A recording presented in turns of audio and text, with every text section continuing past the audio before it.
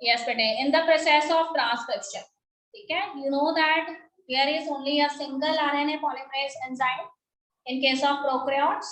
Okay, बेटे, तो prokaryotes में there is only a single RNA polymerase enzyme, and that single RNA polymerase enzyme it is going to do all the three steps that is involved in transcription. ठीक है, तो आपको पता है कि there are three steps in transcription: initiation, then elongation and then termination. तो आपको बताया था कि in case of prokaryotic organism, the single RNA polymerase is there. ठीक है, and this single RNA polymerase it initiates the process of transcription. It also elongate the process of transcription and it also involved in the termination of transcription. ठीक बेटे, पर एक चीज और आपको जो बताई गई थी कि when you see the components of the transcriptional unit, then what you see, there is a promoter region, then there is a structural gene and there is a terminator region. ठीक बेटे, तो promoter region जो है वहां पे क्या होता है? promoter region जो है वहां पे initiation factor present होते हैं and these factors are known as the sigma factors. So what is the thing that is going to be happen at the promoter region? The RNA polymerase enzyme it comes. RNA polymerase enzyme आता है promoter region पे present sigma factors के साथ bind करता है and bind करने के बाद वो क्या करता है, structural gene को push करता है अगली direction में. ठीक है, तो structural gene it moves in forward direction and RNA polymerase follows the structural gene and side by side doing its job. ठीक है, what is the job of RNA polymerase enzyme? RNA polymerase enzyme it use the substrate. What is the substrate here? So here the substrate is nucleotide triphosphates. ठीक है, तो nucleoside ट्राइफॉस्फेट्स जो हैं उनको ये क्या करता जा रहा है, यहाँ पर उससे एनर्जी भी ले रहा है, उस सबस्ट्रेट को यूज कर रहा है और नाइट्रोजीनियस बेसिस जो हैं उनको अटैच करता जा रहा है मैसेंजर आरएनए पर. ओके बेटे, अब क्या होगा, RNA polymerase it keep on adding the nitrogenous basis for the synthesis of the messenger RNA. So what you see, there is an extension in the strand of messenger RNA. So one thing I have discussed with you earlier that in the transcription unit, ठीक है, transcription unit में हमें DNA के 2 stands नजर आते हैं. First stand जो है डीएनए का जिसकी पोलैरिटी 3' to 5' डायरेक्शन में है उसको हम टेम्पलेट स्टैंड कहते हैं and second stand of the DNA whose polarity is in 5' to 3' direction it is known as coding stand. मैंने आपको बताया था कि why the scientist called that stand as coding stand. ठीक है, साइंटिस्ट जो है उन्होंने उस स्टैंड को कोडिंग स्टैंड क्यों बोला, जिसकी पोलैरिटी 5' to 3' डायरेक्शन में है, तो वो इसलिए बोला क्योंकि ट्रांसक्रिप्शन यूनिट के अंदर जो प्रमोटर, टर्मिनेटर और जो स्ट्रक्चरल जीन की लोकेशन है ना वो किसके बेसिस पे दी गई है, कोडिंग स्टैंड के बेसिस पे दी गई है. ठीक बेटे, तो इसीलिए अगर मैं कहती हूँ कि प्रमोटर रीजन जो है वो 5' एंड पे प्रेजेंट है तो इसका मतलब मैं यहाँ प्रमोटर यूनिट जो है उसकी लोकेशन नीचे वाले एंड के बेसिस पे दे रही हूँ जो 5' से शुरू होता है और 3' पे खत्म होता है. ठीक बेटे, अब वो कहते हैं कि इस तरह से इनिशिएशन में तो आरएनए पॉलीमरेज प्रमोटर के साथ बाइंड करेगा तो जहां सिग्मा फैक्टर भी होंगे and in the process of elongation ये आरएनए पॉलीमरेज नाइट्रोजनियस बेसिस को अटैच करता जाएगा by reading the corresponding bases that are present on the DNA. तो डीएनए का जो फर्स्ट स्टैंड है जो 3' to 5' डायरेक्शन में पोलैरिटी रखता है उसको रीड करता जाएगा और उसके बेसिस पे मैसेंजर आरएनए पे नाइट्रोजनियस बेसिस चार्ट को ऐड करता जाएगा. In this way, the RNA polymerase it keeps on doing the extension of the RNA strand. ये RNA strand की क्या करता जाता है, extension करता जाता है and later what you see when this structural gene it reaches the terminator region, जब ये terminator region पे पहुंचती है then they come in contact with the rho factor and these rho factors they actually have a message for the termination of transcription. तो देखो structural gene के पास जो message आता है वो किसको कन्वे करती है, वो किसको कन्वे करती है, तो वो कन्वे करती है ये मैसेज आरएनए पॉलीमरेज को और आरएनए पॉलीमरेज जो है वो क्या करता है ट्रांसक्रिप्शन के प्रोसेस को वहीं पे स्टॉप कर देता है. तो whatever messenger RNA is form that strand of the messenger RNA it is now left by the RNA polymerase enzyme. So this left messenger RNA it is actually known as the nascent RNA. On that day I have discussed with you that this nascent RNA, okay beta, this is actually the stand of the messenger RNA that contains both the coding and the non-coding sequences. But as I am here talking about prokaryotic organisms, तो मैंने आपको बताया था कि prokaryotic organisms में monocistronic gene present होता है और मोनोसिस्टोनिक जीन्स जो हैं वो इंटरप्टेड जीन्स नहीं होते। तो इसलिए यहाँ पे बैक्टीरिया के केस में जो मैसेंजर आरएनए बना है उसमें सिर्फ और सिर्फ कोडिंग सीक्वेंसेस ही है, तो इसीलिए इसकी प्रोसेसिंग यहाँ पर नहीं होगी। हमेशा याद रखो कि प्रोकैरियोट्स में कभी भी मैसेंजर आरएनए की प्रोसेसिंग नहीं होती है, ठीक है बेटे, क्योंकि उसमें सिर्फ एक्सॉन्स प्रेजेंट होते हैं, एंड्रॉन्स प्रेजेंट नहीं होते। Another very important thing that I want to recall with you is that in case of prokaryotic organism, a well-defined nucleus is not there. ठीक है, प्रोकैरियोटिक ऑर्गेनिज्म जैसे कि बैक्टीरिया जो है उसमें न्यूक्लियस नहीं होता, ठीक है, न्यूक्लियस की न्यूक्लियर मेम्ब्रेन भी नहीं होती, बट फ्री न्यूक्लियर मटेरियल या जेनेटिक मटेरियल जो है it is present in the cytoplasm. तो यहाँ पे क्या होता है कि जितना जितना मैसेंजर आरएनए रेडी होता जाता है ना न्यूक्लियोइड वाले रीजन में, जिसको कि हम फ्री जेनेटिक मटेरियल कहते हैं, उतना उतना मैसेंजर आरएनए जो है उसको साइटोप्लाज्म की तरफ भेज दिया जाता है। तो what you see here, a coupling type of reaction takes place where half of the messenger RNA it gets synthesised in the nuclear material and half of the messenger RNA which become fully ready, and when it reaches the cytoplasm then the process of translation it also takes place simultaneously with transcription। ठीक है, तो translation का process, transcription का process एक ही time पे हमें होता नजर आता है। जहां न्यूक्लियर मटेरियल में थोड़ा सा मैसेंजर आरएनए बना है उसको साइटोप्लाज्म की तरफ भेज दिया जाता है और साइटोप्लाज्म में उसका ट्रांसलेशन भी स्टार्ट हो जाता है। तो सिर्फ डीएनए से आपको मैसेंजर आरएनए ही बनता हुआ नहीं नजर आता, मैसेंजर आरएनए जितना बना है उससे आगे प्रोटीन्स बनने भी शुरू हो जाते हैं, इसीलिए प्रोकैरियोट्स में कपलिंग टाइप ऑफ रिएक्शन होती है। ठीक है, यूकैरियोट्स में मैंने आपको ये बताया था कि we have not a single RNA polymerase enzyme, हमारे पास सिंगल आरएनए पॉलीमरेज एंजाइम नहीं है। Instead of single RNA polymerase enzyme there are 3 type of RNA polymerases, RNA polymerase 1, RNA polymerase 2, RNA polymerase 3. So underline in your book on page number 110. 110 पे भी नहीं, 111 पे देखिए, सबसे ऊपर पैराग्राफ दिया हुआ है, उसमें आपको उसने बताया है कि RNA polymerase 1 क्या करता है, they produce different varieties of ribosomal RNAs।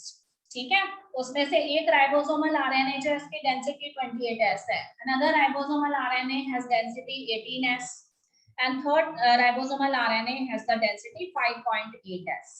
okay beta, so all the 3 ribosomal RNAs of different densities they are produced by the RNA polymerase 1।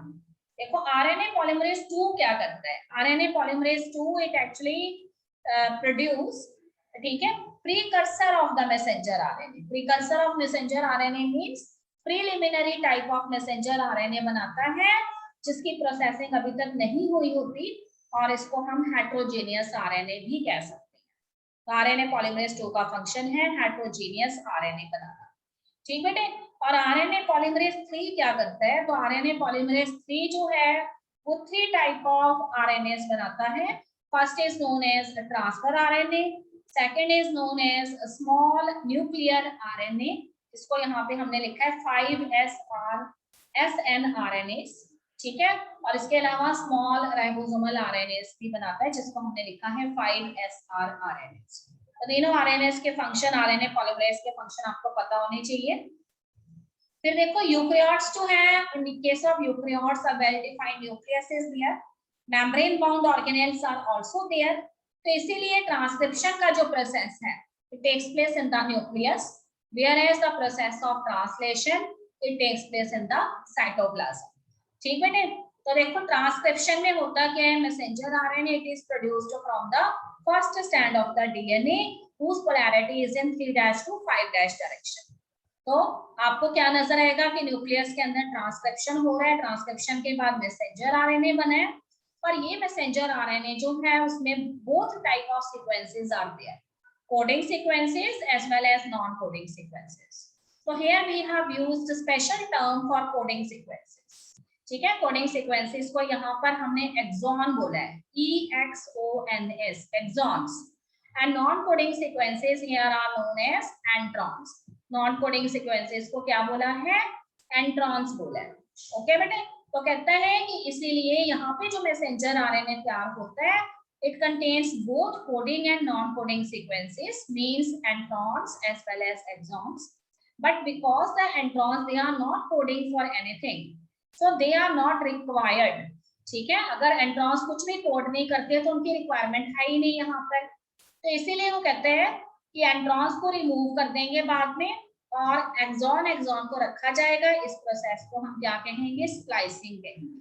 तो पहला स्टेप जो है यूकैरियोटिक ट्रांसक्रिप्शन का स्प्लाइसिंग ही है. What is splicing? It is the removal of the introns and joining of the axon.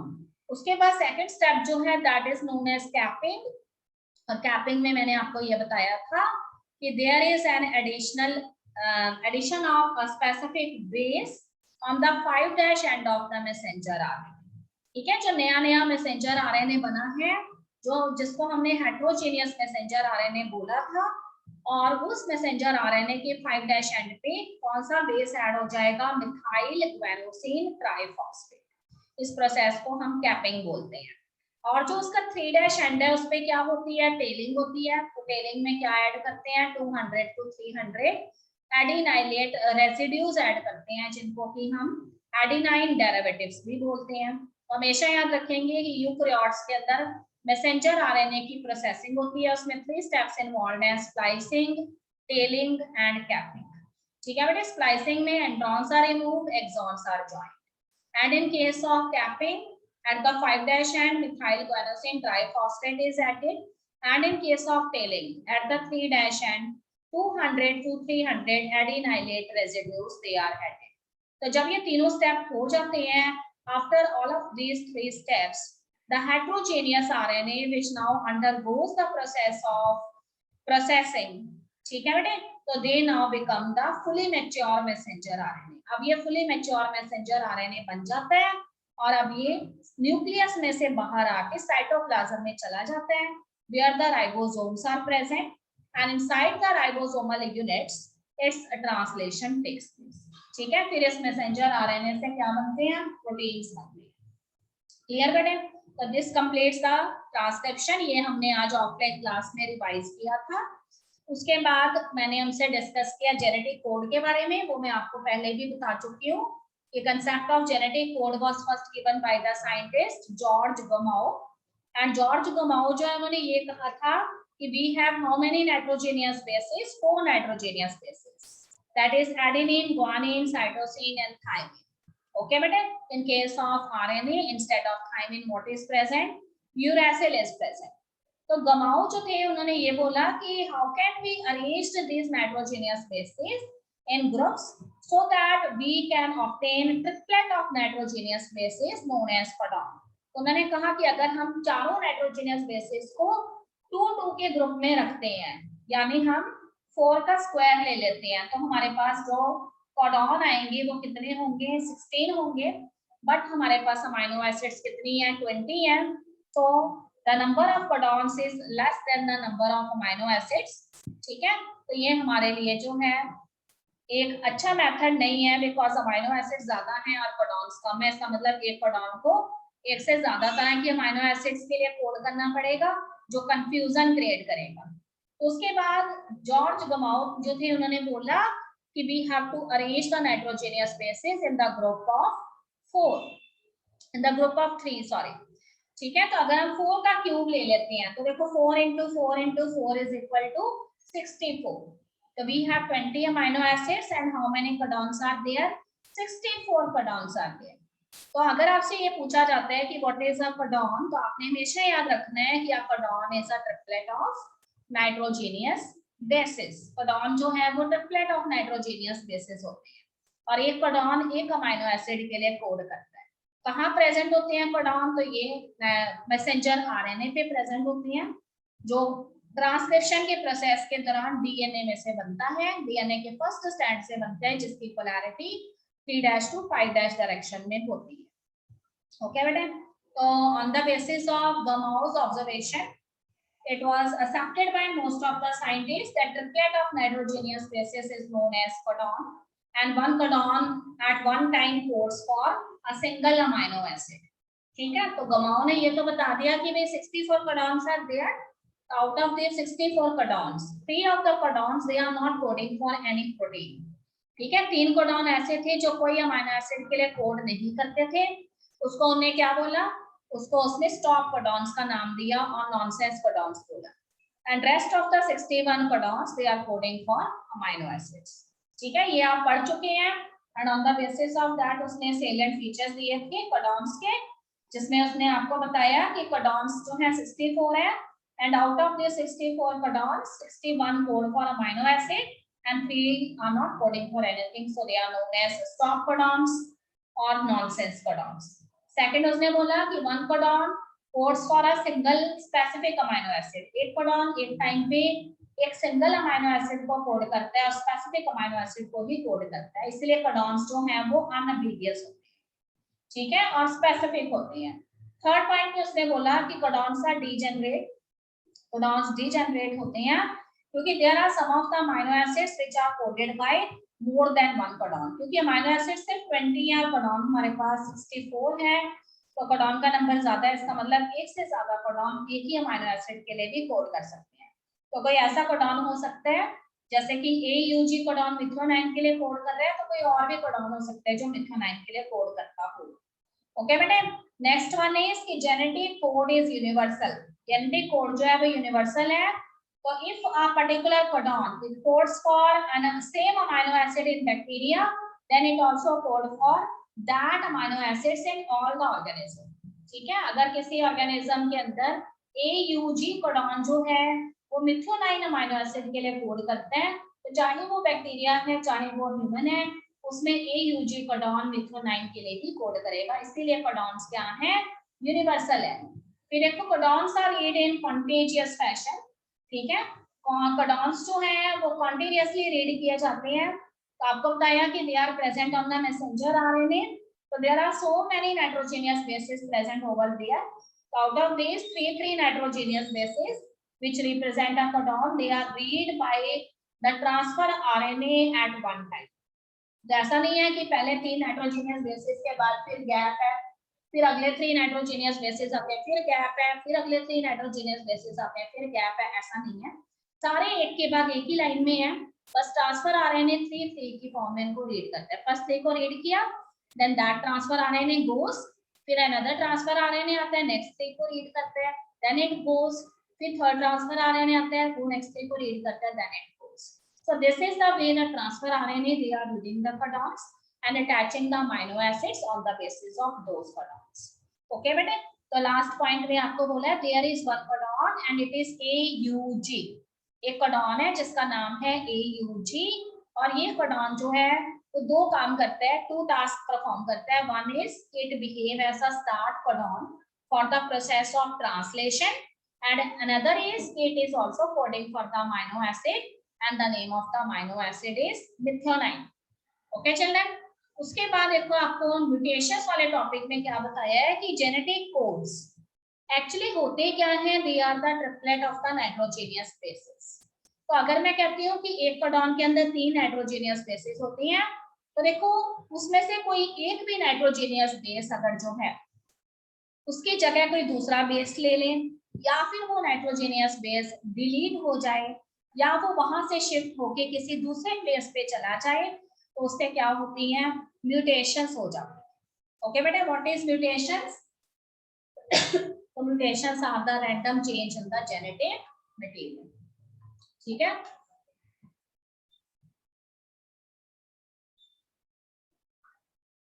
देखो बेटे mutation हमें पता है कि दे में बी इंसर्शंस, दे में बी डिलीशंस और दे में बी रीअरेंजमेंट्स। इंसर्शन में न्यू बेस ऐड हो जाएगा किसी पुराने बेस को हटाकर, डिलीशंस में वो बेस ही गायब हो जाएगा अपनी जगह से, एंड रीअरेंजमेंट में वो बेस किसी और प्लेस पे चला जाएगा और कोई न्यू बेस उसकी जगह पे आ जाएगा। ठीक है, तो इसीलिए वो कहते हैं कि म्यूटेशंस जो है it may be point mutations और it may be the chromosomal mutations. ठीक है, तो पॉइंट म्यूटेशंस जो है वो जनरली तब होती हैं when there is a change in the nitrogenous basis. So you know that 3 nitrogenous bases they actually represent one codon। तो अगर उसमें से एक भी नाइट्रोजेनियस बेस जो है वो चेंज हो गया है ना, तो उससे क्या होगी, पॉइंट म्यूटेशन हो जाएगी। तो you have also learned about a disease known as sickle cell anaemia. तो सिकल सेल एनीमिया में आपको पता है कि हमारे पास जो है नाइट्रोजेनियस बेसिस का ग्रुप था। If you remember in chapter number 5 के अंदर आपको बताया था सिकल सेल एनीमिया के बारे में। तो उसमें आपको ये बताया था कि देयर इज अ बेस। ठीक है, I am on page number 89 और उसमें सिकल सेल एनीमिया वाले पे देखिए आप, वहां पर आपको बताया हुआ है कि एक कोडॉन है जो किसके लिए कोड करता है, it is coding for the amino acid glutamic acid. ठीक है, कोडॉन से क्या बनी थी, ग्लूटामिक एसिड बनी थी, पर ग्लूटामिक एसिड की जगह पे क्या बन जाती है, वेलाइन बन जाती है। ऐसा क्यों होता है, क्योंकि जो कोडॉन ग्लूटामिक एसिड के लिए कोड करता है दैट इज GUG, पर यहाँ पे क्या होता है, ये जो GAG जो है वो कोड करता है। ठीक है, अपने ग्लूटामिक एसिड के लिए, पर यहाँ पे जो सेंटर में एडेनाइन प्रेजेंट है ना, उसकी जगह पे यूरासिल आ जाता है। तो GAG की जगह पे GUG बन जाता है। तो इसलिए बनने वाली अमीनो एसिड भी चेंज हो जाती है। अगर GAG होता अमीनो एसिड ग्लूटामिक एसिड बननी थी, पर यहाँ पे सेंट्रल बेस जो U है उसकी जगह पे एडेनाइन आ गया एंड बेस बन गया GAG। तो यहाँ पे ग्लूटामिक एसिड की जगह पे क्या बन जाएगी, वेलाइन बन जाएगी। तो this kind of mutation is known as point mutation. तो इससे सारे के सारे आरबीसीज जिनकी शेप पाई कन्वेक्स होनी चाहिए थी वो सिकल हो जाते हैं। ओके बेटे, तो कहते हैं कि generally there is a change in one base, one nitrogenous base in case of point mutation, but sometimes point mutations may be frame shift mutations। तो वहां पे क्या होता है कि फ्रेम शिफ्ट म्यूटेशंस में एक सिंगल बेस जो है उसमें चेंजेस नहीं आती है, नाइट्रोजेनियस बेस में एक से ज्यादा बेसिस में चेंजेस आती है। तो आपको पता है कि कोडॉन में कितने नाइट्रोजेनियस बेसिस हैं, 3 नाइट्रोजेनियस बेसिस हैं। तो अगर मैं कहती हूँ कि 3 नाइट्रोजेनियस बेसिस में से 2 नाइट्रोजेनियस बेसिस चेंज हो गए हैं, इसका मतलब होने वाली म्यूटेशन कौन सी होगी, फ्रेम शिफ्ट म्यूटेशन होगी। तो पॉइंट म्यूटेशंस जो हैं it may B gene mutation और सिंपल म्यूटेशंस और it may B frame shift mutations. Okay बेटा, तो उसके बाद थोड़ा सा आगे बढ़ते हैं। ट्रांसफर आरएनए के स्ट्रक्चर के बारे में मैं आपको बता चुकी हूँ कि transfer RNA it actually assumes a shape of plus sign in Christianity. ठीक है, क्रिश्चियन रिलीजन में जो हम प्लस या क्रॉस का साइन पहनते हैं वैसा स्ट्रक्चर है इसका ट्रांसफर आरएनए का। ठीक है, तो इमेजिन करो आपके माइंड में प्लस का साइन आ रहा है, तो that end of the plus sign which is very near to the messenger RNA. देखो मैसेंजर आरएनए जो है, ठीक है, आपको बताया था कि when this messenger RNA get ready from the this DNA template, ठीक है, जिसकी पोलैरिटी 3' to 5' डायरेक्शन में थी, उससे मैसेंजर आरएनए बना था ना। तो अगर डीएनए स्ट्रैंड की पोलैरिटी 3' to 5' डायरेक्शन में थी, इसका मतलब मैसेंजर आरएनए की पोलैरिटी कौन सी डायरेक्शन में होगी, 5' to 3' डायरेक्शन में होगी। तो ऐसा मैसेंजर आरएनए जो तैयार हुआ होता है it is holded by the smaller सब यूनिट ऑफ द राइबोसोम। इसे स्मॉलर सब यूनिट राइबोसोम की होल्ड करती है एंड लार्जर सब यूनिट क्या करती है, लार्जर सब unit is supply transfer RNA. तो देखो ट्रांसफर आरएनए आता है and it reads the codon that is present on the messenger RNA. If there is a codon present on messenger RNA AGU, तो फिर ट्रांसफर आरएनए का वो वाला and that is very near to the messenger RNA, it read the codons present on messenger RNA. Suppose करो उसने read किया AGU, तो देखो अपने उस एंड पे वो उसके एंटी कोडॉन्स बियर करेगा। तो A का एंटी कोडॉन क्या हो जाएगा U, एंड G का एंटी कोडॉन क्या हो जाएगा C, एंड U का एंटी कोडॉन क्या हो जाएगा A। तो this end where it bears the anticodons, it is actually known as the anticodon loop of the transfer RNA. And see the on the other end of the transfer RNA, it is going to add the corresponding amino acid. दूसरे and पे वो क्या beer करता है, amino acid beer करता है। But one thing that you take it in your mind children, and that is कि जो अमाइनो एसिड उसने अटैच करनी है ना अपने अमाइनो एसिड रिसेप्टर एंड पे, वो अमाइनो एसिड उसने कोडॉन के बेसिस पे अटैच करनी है जो मैसेंजर आरएनए पे प्रेजेंट है, not on the basis of anticodon that is present on the anticodon loop. Okay बेटा, this is clear to all of you? हाँ जी मैथ्यू, यस मैम। सब बच्चों को पता लग रहा है बेटे? Yes ma'am. Very good. Okay बेटे, अब हमने आज और डिस्कस किया था ट्रांसलेशन के बारे में। तो देखो, जब हमें ट्रांसफर आरएनए का स्ट्रक्चर पता लग गया है तो हमें मालूम है कि when the messenger RNA gets ready from the process of transcription, तो ये मैसेंजर आरएनए कहाँ चला जाता है? साइटोप्लाज्म में। And what is present in the cytoplasm? तो inside the cytoplasm ribosomes are there, ठीक है। And these ribosomes they are known as the protein factory of the cell. इसका मतलब इसमें क्या होती है? प्रोटीन सिंथेसिस होती है, ठीक बेटे। अब इमेजिन करो कि भाई राइबोसोम जो है इसके अंदर 2 सब यूनिट्स हैं, one is the smaller subunit and another is known as the larger subunit. तो देखो, स्मॉलर सब यूनिट जो है ना, उसने हमेशा क्या करना है? मैसेंजर आरएनए जो है उसको होल्ड करके रखना है। एंड जो लार्जर सब यूनिट है वहां पे 2 साइट्स प्रेजेंट है। One site is known as the temporary site which is present in the right direction and another site is known as the permanent site.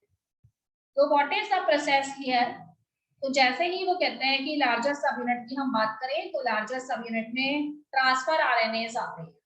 तो the transfer RNA which first comes and read the codons that are present on the messenger RNA and searching for the initiator codon which is AUG. That transfer RNA is known as initiator transfer RNA. तो देखो, पहले सबसे पहले initiator transfer RNA आएगा, messenger RNA के ऊपर move करेगा and find out करने की कोशिश करेगा कि कहां पर AUG प्रेजेंट है। जैसे उसको AUG मिल जाता है वो वहां से रीड करेगा कोडॉन को। आपको पता है कि AUG जो है it is the start codon, और AUG कोडॉन कौन सी अमीनो एसिड के लिए कोड करता है? मिथ्योनाइन के लिए। तो वो मिथ्योनाइन जो है उसको अटैच कर देगा, ठीक है बेटे। अब सभी बच्चों के माइंड में ये आ रहा होगा कि AUG से पहले भी तो सम कोडॉन्स आर देयर। तो एक चीज याद रखिएगा कि हमेशा जो ट्रांसफर आरएनए है वो ट्रांसलेशन का प्रोसेस AUG से ही स्टार्ट करता है, ठीक है। उससे पहले स्टार्ट नहीं करता, चाहे जो मर्जी बेसिस या कोडॉन्स वहां प्रेजेंट हो। तो उसके बाद वो ट्रांसफर आरएनए जो है वो फर्स्ट साइट के ऊपर आ जाता है। तो आपको बताया था कि फर्स्ट साइट जो है it is the temporary site. तो इमेजिन करो कि फर्स्ट साइट पे एक ट्रांसफर आरएनए बैठा हुआ है और उसने होल्ड की हुई है अमीनो एसिड मिथ्योनाइन। अब देखो, सेकंड ट्रांसफर आरएनए आएगा, वो भी साइट 1 पर ही आएगा जिसको मैंने टेम्परेरी साइट बोला है। वहां पे उसको क्या नजर आता है कि one transfer RNA is already there and that is holding methionine. तो वो उसको वहां से शिफ्ट करके सेकंड साइट पे भेज देगा जिसको मैंने पी साइट या परमानेंट साइट बोला है, ठीक है बेटे। तो फिर जो सेकंड ट्रांसफर आरएनए है वो सेकंड कोडॉन को रीड करेगा और अपने ऊपर अमीनो एसिड अटैच कर लेगा। हो सकता है वो अमीनो एसिड वेलाइन हो, तो वहां पे बैठा रहेगा जब तक कि थर्ड ट्रांसफर आरएनए नहीं आ जाता। जब थर्ड ट्रांसफर आरएनए आ जाता है तो फिर सेकंड ट्रांसफर आरएनए को साइट 2 पे जाना पड़ता है जहां पे ट्रांसफर आरएनए 1 प्रेजेंट है। तो वो ट्रांसफर आरएनए 1 को वहां से हटा देता है और उसकी अमीनो एसिड भी वही होल्ड कर लेता है। देखो, ट्रांसफर आरएनए 1 ने कौन सी अमीनो एसिड होल्ड की थी? मिथ्योनाइन। एंड ट्रांसफर आरएनए 2 के पास अपनी कौन सी अमीनो एसिड थी? वेलाइन। तो फिर उसने मिथ्योनाइन एंड वेलाइन दोनों को ही होल्ड कर लिया और वो साइट नंबर 2 यानी पी साइट पे रुक गया। एंड ट्रांसफर आरएनए 3 जो है उसने अपने कोडॉन से रीड किया and then they attach the amino acid. Suppose करिए दिस अमीनो एसिड में बी फिनाइल एलानाइन। इसी तरह से ट्रांसफर आरएनए 4 आएगा, ट्रांसफर आरएनए 3 को ट्रांसफर आरएनए 2 की जगह पे शिफ्ट होना पड़ेगा, वो उसका सारा बर्डन अपने ऊपर ले लेगा। ऐसे करके एक साइड जो है उसमें ट्रांसफर आरएनए न्यू आते जा रहे हैं एंड सेकंड साइड पे वो ट्रांसफर आरएनए प्रीवियस वाले शिफ्ट होते जा रहे हैं। तो what you observe on the second side, you observe that the binding of amino acid it takes place with each other. तो कौन सा बॉन्ड बनेगा अमीनो एसिड्स में? Peptide bond is there. तो formation of the peptide bond is there, ठीक है बेटे। in this way so many amino acids that are seen on site number 2 which is the p site or permanent site and when there is an appropriate increase in the length of the amino acids and the transfer RNA it finds stop codons on the messenger RNA, तो फिर stop codon जो है वो तो कुछ भी code नहीं करते, तो वहां पे क्या हो जाएगा, ट्रांसलेशन सीज हो जाएगी और रुक जाएगी एंड इस तरह से एक प्रोटीन हमारे पास रेडी हो जाएगा। ठीक है, in this way they form different type of proteins. So this is all about the process of translation. तो यहाँ पे देखिए बुक में पैराग्राफ नंबर 4 के अंदर डार्क लेटर्स में उसने लिखा हुआ है अनट्रांसलेटेड रीजंस, जिन्हें हम कहते हैं यूटीआरस। So what are these untranslated reasons? So these untranslated reasons are actually the additional sequences that are present on the messenger RNA before the initiator codon. ठीक है, तो वो एडिशनल सीक्वेंसेस नाइट्रोजेनियस बेसिस जो transfer जो मैसेंजर आरएनए के ऊपर present है पर वो इनिशिएटर कोडॉन से पहले रह गए हैं और वहां पे उनको रीड नहीं किया गया है, तो they are known as the untranslated regions. तो हमेशा याद रखिए कि इस तरह के अनट्रांसलेटेड रीजंस जो हैं they may be present before the initiator codon और they may be present after the stop codons, तो दोनों तरफ हो सकते हैं। ठीक है, इनिशिएटर कोडॉन से पहले भी और स्टॉप कोडॉन के बाद में भी, तो इसीलिए इनका ट्रांसलेशन होता ही नहीं है। That's why they are known as the untranslated regions. इसलिए हम इनको क्या कहते हैं, अनट्रांसलेटेड रीजंस कहते हैं। ओके बेटे, तो लास्ट में देखो एक बहुत ही इंपॉर्टेंट लाइन लिखी हुई है, at the end a release factor binds to the stop codon.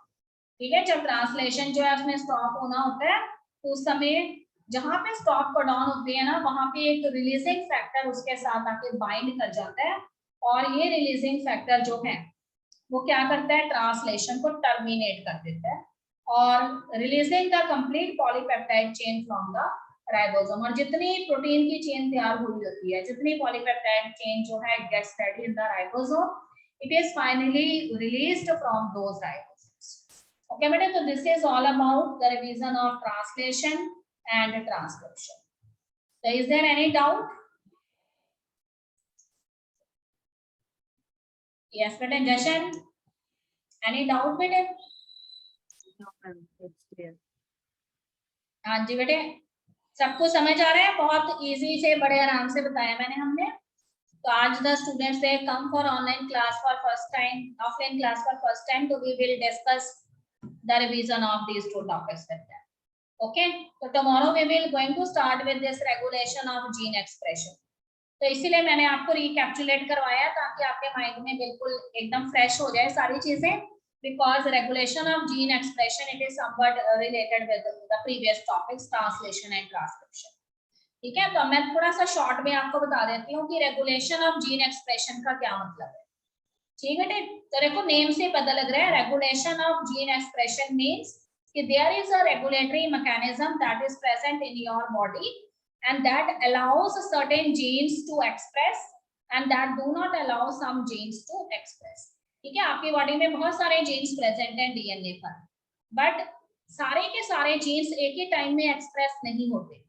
ठीक है, कुछ जीन्स जिसके की रिक्वायरमेंट है बॉडी के अंदर वही एक्सप्रेस होते हैं and some other genes they are not expressing in your body। इसलिए वो कहते हैं कि आपकी बॉडी रेगुलेट करती है कि कौन से जीन एक्सप्रेस होने हैं और कौन से जीन एक्सप्रेस नहीं होने हैं, तो इसी को हम कहते हैं रेगुलेशन ऑफ जीन एक्सप्रेशन। तो यहाँ पे देखो कहते हैं कि there are different processes that are occurring in your body where actually the regulation takes place. ठीक है, तो उसमें फर्स्ट उसने लिखा है कि जब ट्रांसक्रिप्शन का प्रोसेस होता है, तो देखो ट्रांसक्रिप्शन का प्रोसेस शुरू कहां से होता है, when the RNA polymerase enzyme it binds with the promoter region. ठीक है, तो आरएनए पॉलीमरेज एंजाइम जब प्रमोटर रीजन के साथ बाइंड होने आता है, तो मैंने आपको बताया था कि there is one factor present there and that is known as sigma factor. तो सिग्मा फैक्टर जो है वो इजीली आरएनए पॉलीमरेज को प्रमोटर से बाइंड होने देता है। ठीक बेटे, तो जैसे ही आरएनए पॉलीमरेज जो है वो प्रमोटर के साथ बाइंड हो जाएगा, तो आपको पता है कि उसने करना क्या है, उसने आगे नाइट्रोजेनियस बेसिस जो को अटैच करते जाना है मैसेंजर आरएनए के लिए। किसके बेसिस पे, कि डीएनए में कौन से बेसिस प्रेजेंट है उनको रीड करके। अगर डीएनए पे एडेनाइन प्रेजेंट है तो वो मैसेंजर आरएनए पे यूरैसिल ऐड कर देगा, अगर डीएनए पे ग्वानिन प्रेजेंट है तो मैसेंजर आरएनए पे साइटोसिन ऐड कर देगा। अगर डीएनए जो है उसमें यूरैसिल प्रेजेंट है तो मैसेंजर आरएनए भी क्या ऐड कर देगा, एडेनाइन ऐड कर देगा। इस तरह से उसने करना है, ठीक बेटे। पर वो कहता है कि कई बार ट्रांसक्रिप्शन जो है उसमें जहां पे प्रमोटर रीजन प्रेजेंट होता है ना, उसी के पास there is one and other region present, ठीक है, which we have not discussed and that reason is known as the operator reason। तो ऑपरेटर रीजन जो है वो एक ऐसा रीजन है जो क्या करता है, आरएनए पॉलीमरेज एंजाइम जो है, ठीक है बेटे, उस आरएनए पॉलीमरेज एंजाइम जो है वो प्रमोटर से बाइंड करेगा कि नहीं करेगा, वो कौन डिसाइड करता है, ऑपरेटर रीजन डिसाइड करता है। कैसे डिसाइड करता है वो मैं आपको बता रही हूँ कि ऑपरेटर रीजन के पास में कुछ रेगुलेटरी जीन्स होते हैं और ये रेगुलेटरी जीन्स जो हैं, ठीक है, वो क्या करती हैं, या तो वो प्रमोटर के साथ आरएनए पॉलीमरेज को बाइंड होने देंगी या फिर नहीं देंगी। तो याद रखो कि अगर वो आरएनए पॉलीमरेज के साथ बाइंड होने देती हैं, ठीक है, प्रमोटर रीजन के साथ आरएनए पॉलीमरेज को बाइंड होने देती हैं, तब तो हम उन जीन्स को एक्टिवेटर्स बोलेंगे। और अगर वो उसको बाइंड होने नहीं देती तो फिर हम उसको क्या बोलेंगे, इनहिबिटर्स बोलेंगे। तो इसी से रिलेटेड हम स्टडी करेंगे आगे जाके लैकोप्रोन के कंसेप्ट को, जिसमें आपको बताया जाएगा कि किस तरह से रेगुलेटरी जीन्स जो है वो आरएनए पॉलीमरेज की बाइंडिंग में इंटरफेरेंस करती हैं। कई बार तो वो उसको इजीली बाइंड होने देती हैं, तब तो बाकी सारे जीन्स एक्टिव होकर प्रोटीन्स बनाते हैं, और अगर वो उसको बाइंड होने नहीं देती आरएनए पॉलीमरेज को तो जीन्स भी एक्टिव नहीं हो पाते और जो बनने वाले प्रोटीन्स हैं वो नहीं बन पाते। ओके बेटा। सेकंड में उसने ये बताया है कि जब मैसेंजर आरएनए की ना स्प्लाइसिंग होती है, आपको बताया था ना अभी अभी मैसेंजर आरएनए 3 प्रोसेस में से जाता है, splicing and then there is capping and then tailing. तो कहते हैं कि जब मैसेंजर आरएनए की प्रोसेसिंग हो रही होती है तब भी कुछ जीन्स जो हैं उनके फंक्शन को रेगुलेट किया जाता है, ठीक है। तो कुछ ऐसे जीन्स हैं जिनको एक्टिवेट होने दिया जाता है, देयर में भी सम अदर जीन्स जिनको एक्टिवेट नहीं होने दिया जाता, ठीक है। तो उसी के बेसिस पे मैसेंजर आरएनए जो है उसमें ये तीनों स्टेप्स होते हैं, स्प्लाइसिंग, कैपिंग एंड टेलिंग। अगर बाकी जो जीन्स जिनको उन्होंने डीएक्टिवेट किया अगर वो भी एक्टिवेट हो जाते हैं ना, तो उन्होंने मैसेंजर आरएनए की प्रोसेसिंग अच्छे तरीके से नहीं होने देनी, ठीक बेटे। थर्ड में आपको बताया है कि जब messenger RNA fully mature messenger RNA बन जाता है तो उसने न्यूक्लियस से कहाँ जाना होता है, साइटोप्लाज्म के पास जाना होता है। तो उस समय भी certain jeans there activity is regulated, ठीक है। Otherwise these genes do not allow the messenger RNA to go to the cytoplasm and participate in the process of translation, so problem may be there, okay। And